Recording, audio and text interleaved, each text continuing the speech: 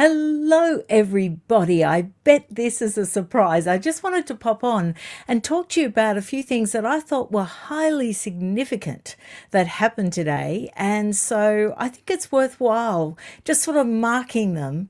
And possibly then we'll look back on this and see what a significant moment it actually was. Hello to everybody that has joined me at the last minute in the chat. I'm trying something a little bit new tonight. I'm actually showing your comments. They're very small, aren't they? But they're in a little overlay down in that bottom right-hand corner there. I hope it's bottom right-hand corner for you. Anyway, I'm giving it a go. See how you like that.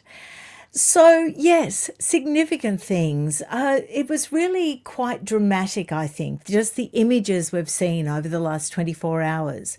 They've certainly impacted me, and I just wanted to share them with you briefly. It's only going to be a brief live, but yeah, I'll just put up the picture and I'll just talk about this because it surprisingly had impact on me, and I didn't think that it was going to. It was actually King Charles III and Queen Camilla's meeting with Pope Leo. And it was particularly this photograph that moved me because what I saw was someone who wasn't there for performative reasons. He was there for a deeply personal, spiritual reason. And I think you can see it, and I think you can see it in Pope Leo's face. I feel, and I'm not trying to be sensationalistic, I'm not trying to be clickbaity, that's not my purpose. I felt that on the Pope's face was goodbye, my friend. I thought it was very, very significant. I also noticed that King Charles III did have quite a bit of makeup on, which is to be expected because it was, it was televised. It also had photographs that will go down in history. I mean, it's very, very important that he looked his best. But just the whole general mood of the whole thing was significant.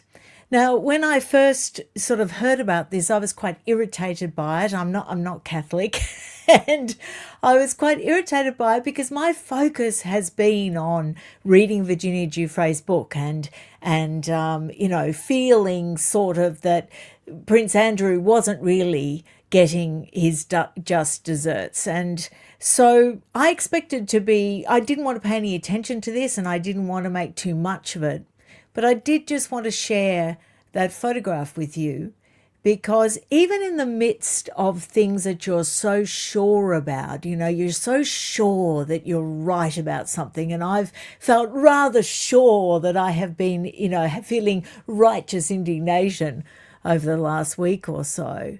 That sort of was put aside briefly when I looked at that photograph. And I thought, we're all human, aren't we? We are reminded of our humanity at the most unexpected times. Now, the real purpose of this live is to talk about something else that was quite historic, which was Prince Andrew's coat of arms banner being removed from St. George's Chapel at Windsor Castle. And I know you would have all seen the news, and I know that you would already know all this. But it's significant. And again, a photograph that has a major impact. One, this is, quite beautiful, quite significant, and you can see why the royal family matters so much in the UK, if only from the point of view of preserving tradition, preserving history, and also obviously the tourism. I mean, just look at that. It's significant, isn't it? And a lot of the UK's history and a lot of its beauty and a lot of its traditions and a lot of the things that make it so special to other people around the world is tied up in the tradition and the history of the royal family. So this is really significant because, as you would have heard, banners are not removed except in the case of high treason or taking up arms against the crown. And here we have Prince Andrew's banner being taken down. I also thought it was quite ironic that it was a banner that was placed next to Prince William's, first raised in 2006, and I can see probably why maybe even Prince William insisted that that banner was taken down, because if it was next to his, I don't think he wanted to look up and see that. And so now it's gone. And you can imagine the impact that that would have had on Prince Andrew. I don't think it's enough. I'm not implying that it's enough. However, you can't underestimate the impact that that would have had on someone that is so deeply attached to those sort of grand gestures, those indications that he is above a normal person, that he is of royal birth, and, that he has status and rank. And you can see just, how much that would have had, what an impact that would have had. Now, I was interested to read in a poll today that over now 80% of British people now believe that Prince Andrew should be formally stripped of his dukedom. People are seeing through the fact that he agreed to just not use his Duke of York title. They're not liking it. They don't think it's enough. Over 80%. And there is a growing call, of course, from MPs in Parliament, of course, wanting their moment in the sun, wanting their moment in the spotlight. What could be a better opportunity than to go out on the hustings, stand on a step and demand that Parliament deal with Prince Andrew? I've also noticed quite a classist response amongst the aristocracy. I've noticed just a few little snippets. There hasn't been too many people willing to back Prince Andrew at this stage, but the few that have, I'm noticing a running theme. I'm noticing a pattern that they're saying that people that think he should have his titles formally removed, or that further action should be taken, or that he should be banished from Royal Lodge, which we will speak about in a little minute, their first point of call is, you don't understand. You don't understand how things work. You have no sophistication. You have no way of knowing how we do things.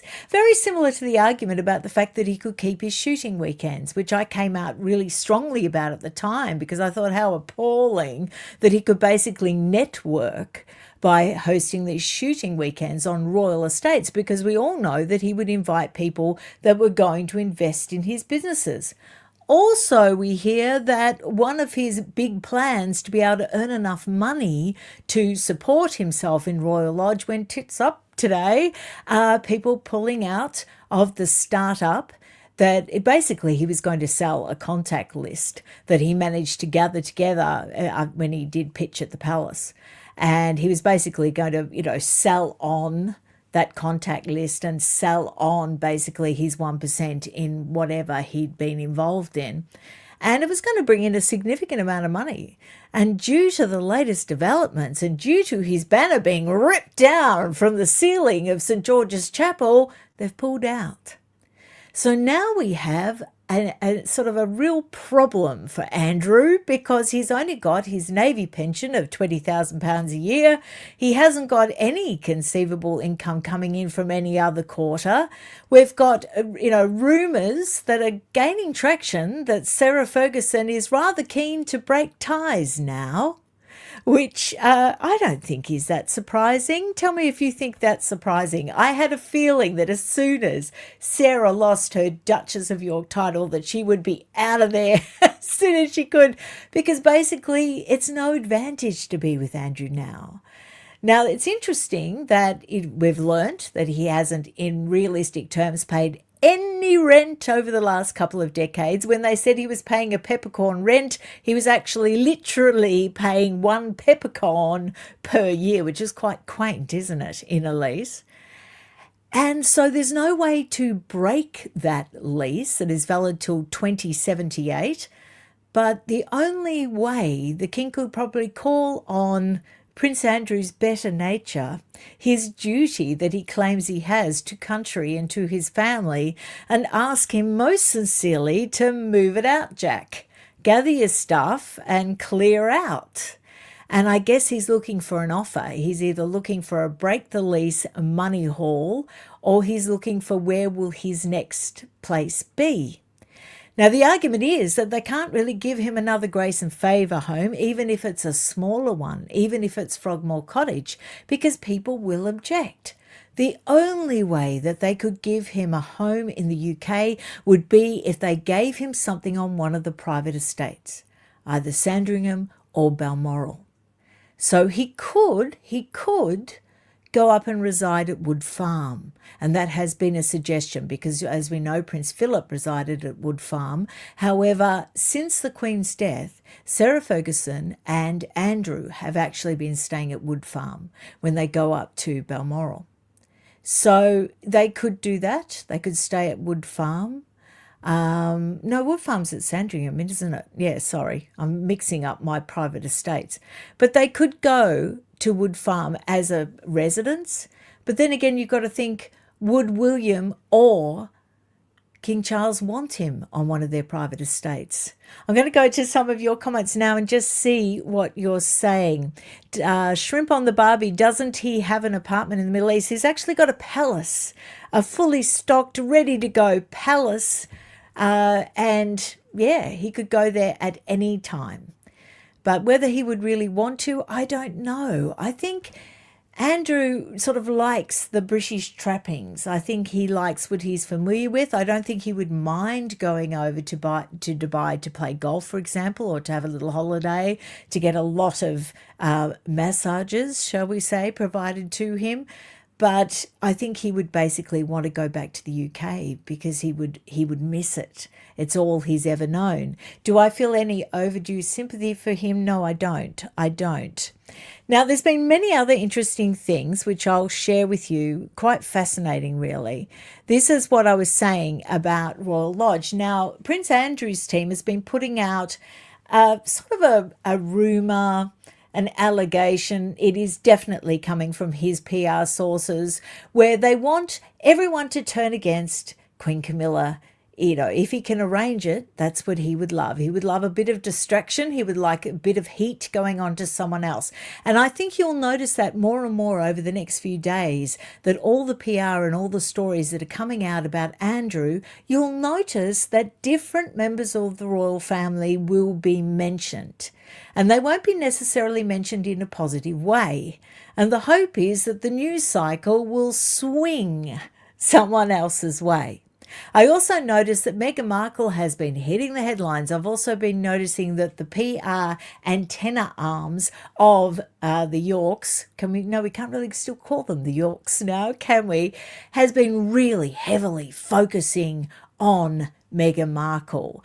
Stories about her drinking too much, stories about her saying ridiculous things in her various interviews, lots of old things being dragged up, saying she feels like she's basically a single mother now. All these sorts of things are all to do with distraction. And I don't think they're necessarily coming from Melodramasito because they're not really that flattering to Meghan Markle. Also notice that Harry isn't really being mentioned. Now, last night we had the heads up, most of us got the heads up that there was going to be a major palace announcement. And I do wonder, and never eventuated, and I do wonder, were they going to announce them taking down the banner at St. George's Chapel and then thought better of it because they thought maybe that seems to be catering to the public sort of smell for blood? Are we sort of catering too much to people if we put that out as a statement? But I do wonder because it was hot. We were all going to get an announcement. Everybody who was in the press pack was ready to go and nothing eventuated. I did get the heads up today, though. Early this morning I was chatting to someone and I got the heads up that it wasn't ever supposed to be anything significant. It wasn't supposed to be anything dramatic, like it wasn't King Charles III abdicating or something like that. It was supposed to be something they deemed important, but probably wasn't really that important. And evidently cooler heads prevailed and they decided, no, maybe we won't put out this announcement. Maybe it's not big enough. Okay, let's have a look at some more comments. Hunt Club Barbie, Camilla looks resigned. Yeah. What did everyone think of her headgear to meet the Pope? I thought it was very reminiscent of the sort of leaves that Sophie and Catherine wore for the coronation. I mean, obviously a different style because it was sticking up and not sort of flat to their head. But that use of material, that use of embroidered effect, I thought was very similar. You know, not jewels, but something quite significant, almost crown-like. And I don't think that that was an accident. I thought it was quite significant, actually. And I thought it was quite stylish and quite dramatic. I mean, you could just imagine that if you were going to make a movie about the fact that this actually occurred, or if you were going to have another episode of The Crown or a series of The Crown, you would want the Queen figure to wear something like that. I mean, I think Charles has an eye for the dramatic. I think he has an eye for theatre. And I think that's why he loves all the pomp and circumstance. I'm not so sure. I think people love trooping the colour. I think people love seeing them on the balcony. I think people love a lot of the significant events. But I'm not so sure that people are into ceremonies like the Order of the Garter now. I'm not convinced. I think William might have his finger on the pulse. I think he knows what is enough, what is acceptable, what will be accepted by younger generations, because let's face it, he's going to have to be able to embrace people under 50. If the monarchy is going to endure, if it's going to be something that he can pass down to George, he has to appeal to a slightly younger age group, because otherwise all the rest of us are just going to die out. And so, you know, I think he's got his eye. And like I said to Andrew Loney the other day, he knows he doesn't have the workforce to go out and cut ribbons. He knows he can't visit every scout hall. He knows he can't visit every hospital. He knows he can't, because he just doesn't have the royal workforce anymore. So I think he's hoping for impact via social media. And I think he's also hoping for impact via results, via things actually getting achieved with all his initiatives. Let's see what else you are saying. My sweet Nana. Oh, that's lovely. I'm sure she is really sweet too. King Charles did not get really any coverage on his trip that is supposed to be so historical. I agree, my sweet Nana. He did not. And like I said, I pretty much ignored it. And yes, Denmark has shown how to do it. Agree. I think it will always be bigger in that I don't think the UK is ever going to give up. I mean, William may shrink the coronation ceremony down a little, but he's not going to majorly change it, because things like that really matter. And I also think, you know, the Maundy Day service and, you know, obviously Remembrance Day and Trooping the Colour, significant moments in the UK calendar. He's not going to change those, because he and Catherine and the children involve themselves in those already. So that's not going to change. Also, the Christmas walk, to Sandringham to church, that's not going to change. Easter, Sunday, that's not going to change. So the key moments that people rely on for that consistency that they like to see the royals at, no, I don't think that will change. Got a few more things to chat with you about. And this was significant because I didn't even know that Sarah was on X. Evidently, all this time, I'm no longer on X, but I've got a private account on there just to retain my Vintage Read Show name. But I'm mainly on Substack and YouTube now, because I just found that X was too addictive for me. I could not. I had fear of missing out. I was always checking it, and I just don't think it was mentally healthy. And I was sort of harping at my son to get off X, so I thought I would lead by example. Sarah Ferguson, Fergie, she's changed her thing. So I did have what she actually changed it for. Where was it? Now, she changed it from the Duchess of York thing. And so it's this very strange handle, Sarah M. Fergie 15. It's very strange, isn't it? It's like she's the 15th Fergie that managed to get on X. Anyway, that's what she's changed. She's also changed her Instagram to that as well. So I think she needs to update her photo. I mean, we all try to have good photos, don't we, Sarah? But I'm just being bitchy. That's just bitchy, isn't it? Yes, I must admit mine was taken in very good light, but I haven't actually added any filters or anything. Oh, now this is big. This is what I wanted to talk to you about leading up to my big live tomorrow night with Phil Craig, and we're going to be discussing Virginia Giuffre's book. Author Amy Wallace says she's carefully hidden recordings of her conversations with one of the late sex traffickers' most prominent victims, okay, which is obviously Virginia Giuffre. Now, this is really interesting to me, and I'll just chat on to you about it. A lot of people have been disillusioned with Virginia's book because they say, well, she didn't name anybody else. Now, I'm fairly sure from the research that I've done today that she actually couldn't, tried to, attempted to, couldn't, taken out before the book was published due to legal concerns. Now, the other thing that they have to be very careful about that is, I think it indicates that Virginia certainly wasn't planning to take her life leading up to the publication of this book. The reason why I say that is I think she would have said more. I think she would have been even more open if she had have known that she wasn't going to be here to face the ramifications of any disclosures. Now, when Amy Wallace was actually asked, well, why weren't they named in the book? Well, she mentioned, like I said, legal reasons, but she also made a very interesting point. She said for many years, Virginia was interviewed very closely by the FBI. And she told a story that I thought was absolutely fascinating, and I think you will find this impactful too. She was taken into a room. She was heavily interrogated over a couple of days, and she was taken into a room. Her lawyers were present, FBI was present, I presume Department of Justice, representatives would have been there. Now, innocent men's photos were actually mixed up with the hundreds of photos of the people that she had been trafficked to. Some very well known, some not well known at all. We wouldn't be able to tell who they were, but Virginia remembered their faces. Then to confuse her, they put photographs of innocent men mixed in with these photographs. It gave her no help.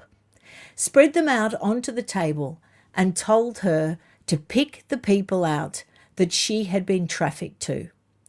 Now, she didn't know names because she said it's mainly faces I recall. Because she basically, if someone's, over you, you know what I mean, then their face is imprinted in your mind. Do you know what? And this is the truth. And Amy Wallace was there because she was making decisions at the time whether she was actually going to ghostwrite this book. And she was going out and checking everything that Virginia was claiming. She was going out and independently verifying because she didn't want to sully her name and put her name to something that couldn't be backed up. And Virginia picked out every photo correctly. She did not pick out one innocent man. Now, that really impressed her team of lawyers. It really impressed the FBI. I'm going to be telling you more things with Phil Craig tomorrow night, so I hope you will join me. We're not going to shy away from those moments like Alan Dershowitz, which sort of sullied Virginia's reputation. We're going to bring a little bit of knowledge to that. There's nothing really about that in the book, and that again is due to the fact that when she did the settlement with Dershowitz, sorry, I can't pronounce that very clearly, very well. I should have practiced it before I came on. She basically could not go on and chat about that because legal reasons. But there is a little bit of knowledge we can share. So we're not going to shy away from the points where obviously she made mistakes and got things wrong, but there's compelling stories like that one, which I just found so compelling. Now, getting back to Amy Wallace and getting back to the danger that possibly she might be in. Now, you can imagine, she said, I know all the names, and I've hidden them away. I know them all. But she made this point, and I thought she made it rather fearlessly. She said, the FBI know all the names. They have always known all the names. The Department of Justice knows all the names, and they have always known all the names. And she said, it wasn't Virginia's job, and it's not my job. It's the Department of Justice and the FBI to release those names. And when you think about it, that is a very valid point, because when has it ever been a victim's responsibility to announce people that could face criminal prosecution? When has it ever been the victim's responsibility? It has always been the Department of Justice, the FBI possibly making arrests or, seeking indictments, Department of Justice, equipping the FBI to do a raid or, bring someone in for questioning, whatever, however all that works. It's not the victim's job, because if the victim stood up and said something like that, they'd be called a vigilante. You're not allowed to do that. It doesn't matter how you've been badly hurt or used by someone. You are not allowed to take the law into your own hands. That is called being a vigilante. And I thought she made such a great point. And then I thought, you've got all these cowardly people hiding in the shadows that know so much, even if they, wanted to seek immunity, but they could just provide enough information that the very worst of these people would go to jail. No one is stepping forward, and yet everyone is slamming a victim for not naming names. And right up until her death, there was credible threats against her. The FBI informed Virginia, quite soon before her death, that she was at risk. And evidently at one stage, when she was still with her husband, they actually panicked, hopped in a camper van with their children and just went on for a runner because they just didn't want to be found. So can you imagine living with that sort of terror? And then we have people commenting and pontificating and telling us that, oh, you just don't understand. You're not sophisticated enough. I'll leave it there and I'll see what you have to say. Corey, you are courageously telling the truth. I hope the American people listen. They probably won't. Sadly, their cult leader is more important than the truth. Well, Corey, that's a really interesting comment, because I am going to qualify that a little bit. Because Virginia Giuffre does not implicate Donald Trump in the book. Now, when I say that she doesn't name names, she goes out of her way to not implicate him. And, he doesn't come across as the villain in the book, which surprised me because, I think I don't have any particular prejudice against Donald Trump's possible part in this, or Bill Clinton's possible part in this, or Bill Gates' alleged possible part in this, or all the other big names that have been bandied about over the last, decade. I just want justice for the victims, and I want the truth to come out. And I don't care who it is. I don't care what position they hold, what power they have, what side of politics they're on.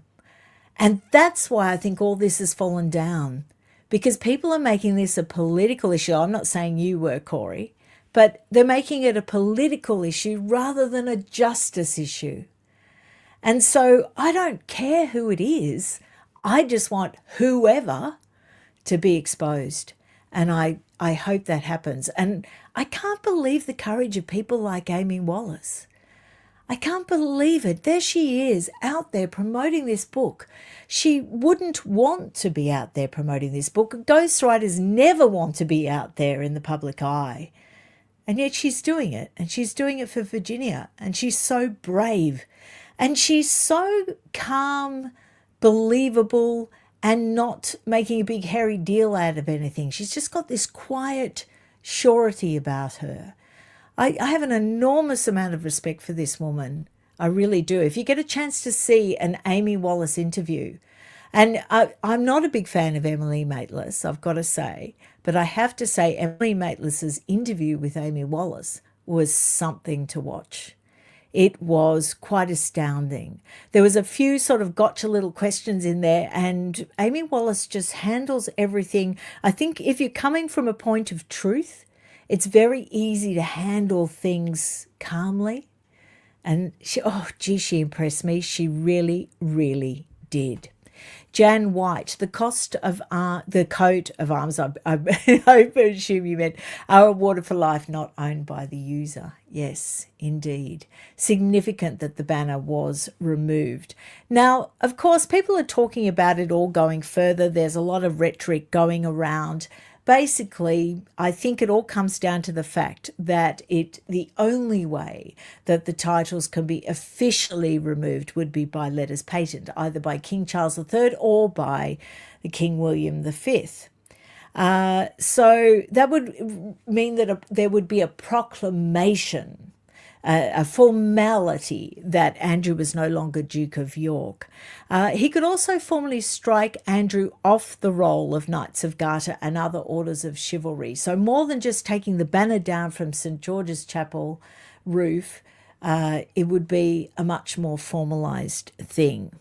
Now, it could be argued that Andrew's removed himself from the order of chivalry just by his behaviour. Also wanted to address another thing that I've noticed getting bandied about a bit, and there's this focus on Virginia's age and the age of consent and people trying to work out if she was actually younger before she was trafficked to the UK.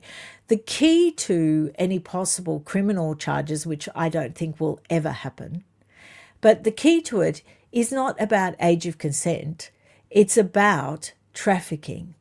It's about the fact that when she entered the UK, her passport was taken off her by Ghislaine Maxwell, and so therefore she had no means of leaving the country under her own steam. It also interests me that people say, well, why didn't she just leave? And I think they don't have much knowledge of when someone's under coercive control by, people that are incredibly powerful and incredibly connected. Don't forget that Virginia had seen girls get hurt. She had been hurt. She had seen what happened to girls that tried to, get away from Epstein and Ghislaine Maxwell. And she also knew that they were very connected. They had connections in the police. They had connections in the royal family in the UK, namely Prince Andrew. She knew prior to be taken to the UK that Ghislaine Maxwell had had many trips over to see Prince Andrew, who Virginia Giuffre thought was sort of a boyfriend, because she knew that Epstein and Ghislaine Maxwell had pretty much just formalised it down into a business relationship, well, a sex trafficking relationship. And so she really thought that she was meeting Ghislaine Maxwell as sort of sometimes boyfriend, sometimes lover. And when she was sort of there for that dinner party and hearing that he had daughters the same age, she really didn't think that she was going to be trafficked to Prince Andrew. It was only after dinner and a few drinks and that, sweaty ordeal at the nightclub that she was told in a separate car on the way back to the townhouse, this is what is expected of you. And quite frankly, if I had been under the control of Ghislaine Maxwell, who hurt Virginia, that is in the book, and under the control of Epstein, who also had hurt her and humiliated her, he got into sort of sadomasochism. It's all not a pretty story. It's not a fairy tale. And, I don't think domestic violence, the most dangerous point for any victim is the escape. And it's no different if you're under the control of very powerful people. Your most dangerous point is when you try to escape.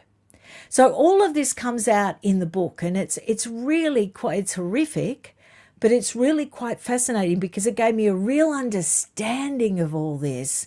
It just all made sense. It really did.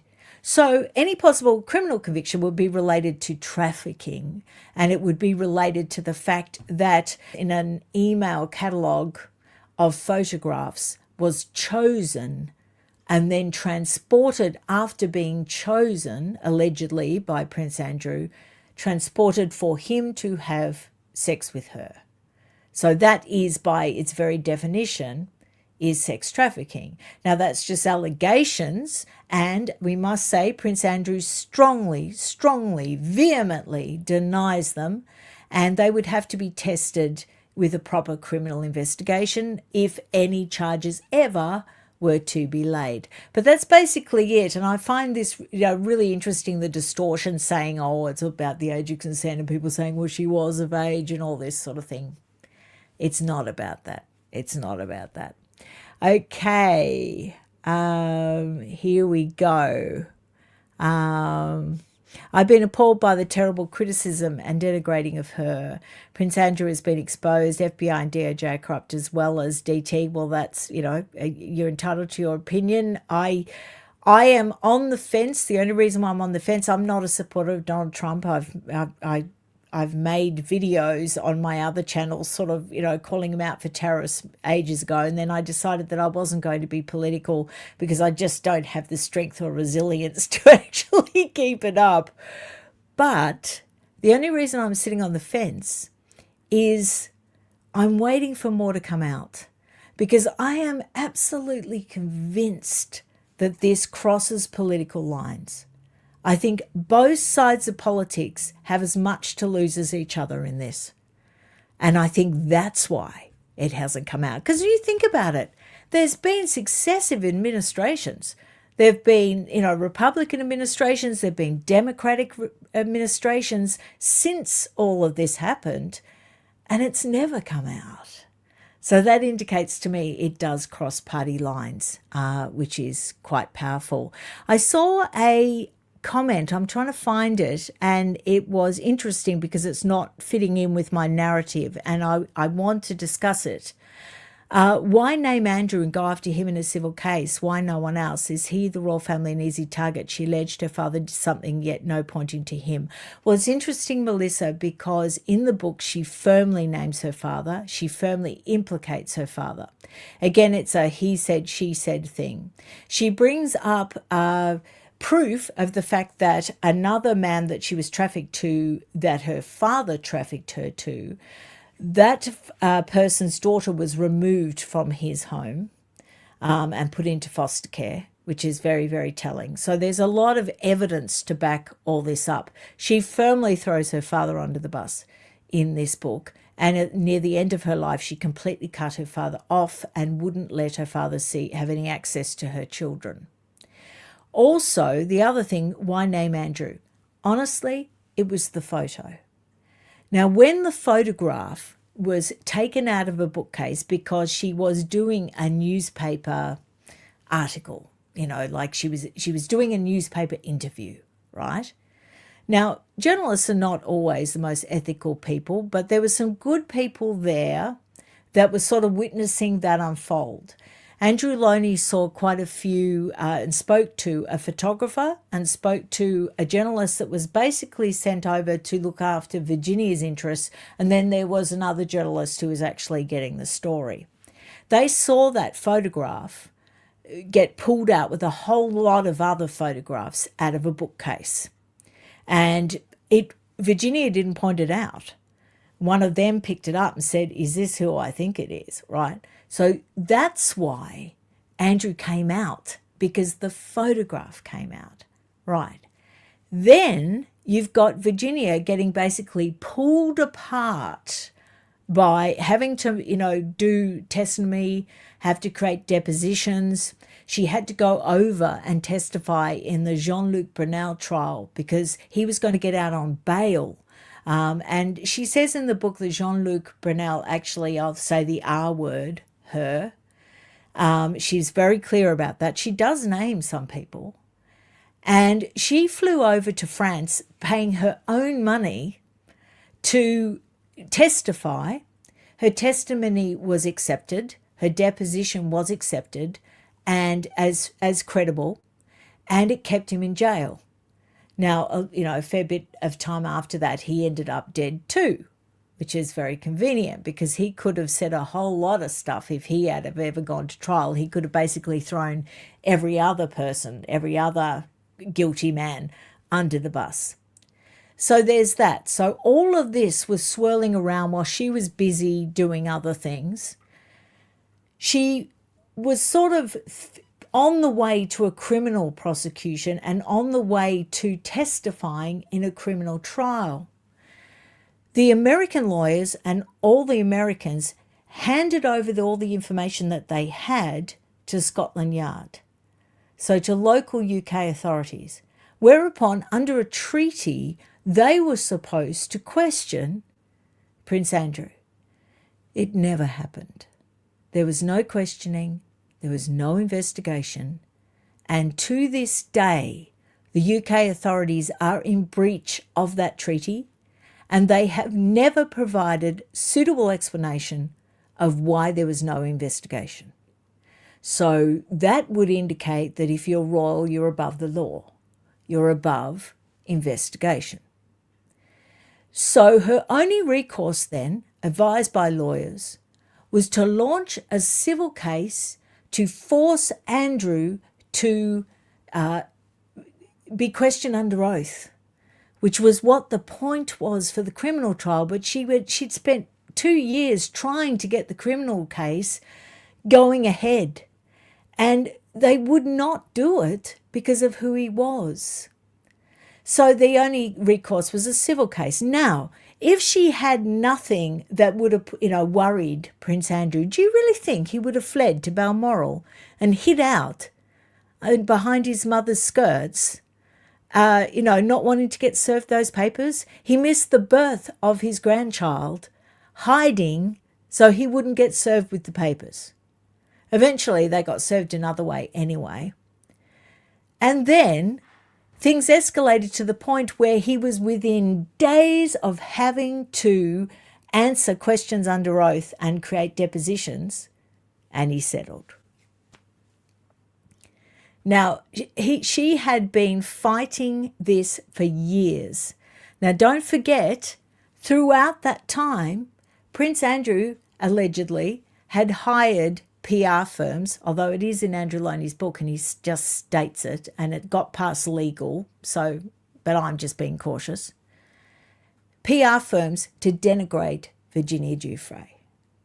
And I know for a fact that there are people on the payroll that were paid to sort of undermine Virginia Giuffre. So that's my best explanation. The civil case was supposed to lead to testimony.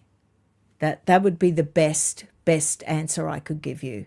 That's what I picked up so far from my research. Hopefully I'll be able to pad it out a little bit more for you and provide sort of more interesting facts that really back that up. But that's what I've gleaned from the research I've done so far.